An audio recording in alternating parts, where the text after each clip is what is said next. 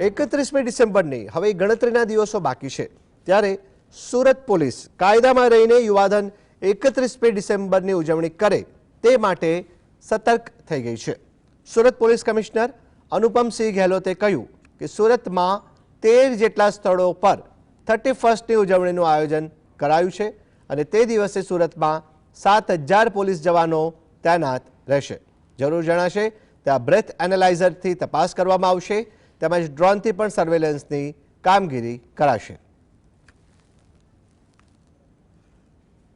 31 तारीख थी जो पुलिस फोर्स डिप्लॉयमेंट रहશે करीब 5000 ના આસપાસ ટોટલ ફોર્સના ડિપ્લોયમેન્ટ રહેશે એસઆરપી સાથે અને આ પૂરા શહેરના અલગ અલગ વિસ્તારોમાં સાથોસાથ જો 382 જેટલા અમારા બ્રીથ એનાલાઇઝર છે આ બ્રીથ એનાલાઇઝરના માધ્યમથી જો લોકો જો રોડ ઉપર જાય કોઈ ફાર્મ હાઉસમાં જાય કોઈ બીજી જગ્યાએ જાય એના ચેકિંગ કરવામાં આવશે।